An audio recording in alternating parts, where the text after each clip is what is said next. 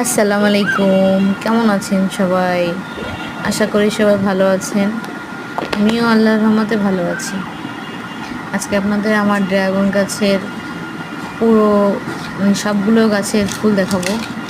বলেন তো কয়টা ফুল আছে, কে বলতে পারবেন? কমেন্টে জানাবেন।